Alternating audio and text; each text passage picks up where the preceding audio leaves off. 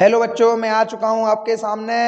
आज मैं लेके आया हूं आपके लिए विषय विज्ञान की कक्षा 10वीं के पाठ 9 के इम्पोर्टेंट क्वेश्चन। इस पाठ का नाम है आपका प्रकाश का परावर्तन एवं अपवर्तन। इस पाठ में से जो प्रश्न आपके लिए 2026 के एग्जाम में पूछे जाने वाले हैं उन प्रश्नों को मैं आपके लिए लेके आया हूं। तो इन प्रश्नों में जो प्रश्न दिए गए हैं मैं एक एक से आपको एक्सप्लेन करके बता रहा हूं, पढ़ के बता रहा हूं। इन प्रश्नों को अच्छी तरीक़ा से तैयार कर लीजिएगा। तो इनमें पहला प्रश्न है, प्रकाश के परावर्तन से आप क्या समझते हैं? इसके नियम भी लिखिए।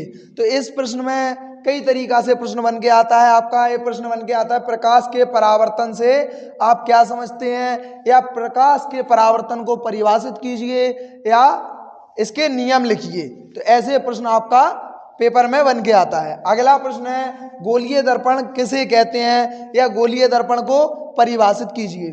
और इसके आगे है, गोलीय दर्पण के प्रकार भी लिखने हैं। इसके प्रकार भी लिखने हैं, क्योंकि ये छोटा सा प्रश्न है, प्रकार सहित पूछा जाता है, तभी इसके आपको अंक मिलेंगे, अन्यथा वो आपके इस प्रश्न में अंक काट लेते हैं। अगला प्रश्न है, गोलीय दर्पण के वक्रता केंद्र की परिभाषा लिखिए। तो गोलीय दर्पण किसे कहते हैं ये मैंने आपको ऊपर बता दिया है। गोलीय दर्पण के वक्रता केंद्र को परिभाषित कीजिए, या गोलीय दर्पण के वक्रता केंद्र की परिभाषा लिखिए। ऐसा प्रश्न आपका बनने को पेपर में बनने को मिलता है, या पेपर में ऐसा प्रश्न बनता है। अगला प्रश्न है, अवतल दर्पणों के 4 उपयोग लिखिए। तो अवतल दर्पण के उपयोग 4 इसलिए करने हैं क्योंकि छोटे छोटे से उपयोग हैं, और 4 करोगे तभी आपको इसके अंक मिलेंगे, क्योंकि शब्द सीमा बहुत कम रह जाती है यदि आप 2 उपयोग लिखते हैं। तो उपयोग की जगह अनुप्रयोग भी लिख के आ जाता है, तब भी आपको उपयोग ही लिखने हैं। अगला प्रश्न है, आवर्धन को परिभाषित कीजिए। आवर्धन को परिभाषित कीजिए। इसके बाद अगला प्रश्न है, प्रकाश का अपवर्तन किसे कहते हैं?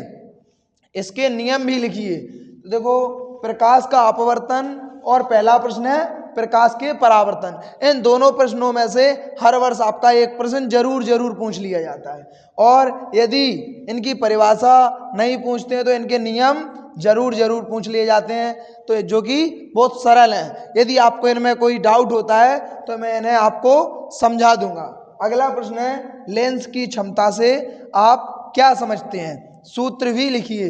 तो सूत्र सहित लेंस की क्षमता पूछ लेते हैं, और आपको ये सारे प्रश्न अच्छी तरीक़ा से करने हैं। आपके इस पूरी वीडियो में जो मैंने प्रश्न बताए हैं, तो इन्हें भी इस चैप्टर में आपके 8 अंक के टोटल प्रश्न पूछे जाने वाले हैं, जिनमें आपके लगभग 4 अंक की आपकी ओटी पूछी जाएंगी, और 4 अंक के आपके क्वेश्चन आंसर पूछे जाएंगे, जो कि आपको अच्छी तरीक़ा से इन्हीं प्रश्नों में से आ जाएंगे, जो कि अच्छी तरीक़ा से आपको करने हैं। यदि आपको इन प्रश्नों में से कोई प्रश्न समझ में नहीं आता है या सही से नहीं कर पाते हो, तो आप कमेंट बॉक्स में मुझे बताइएगा, तो मैं आपको वो प्रश्न अच्छी तरीक़ा से एक्सप्लेन करता हूँ, या अगली वीडियो में एक्सप्लेन करके बता दूंगा।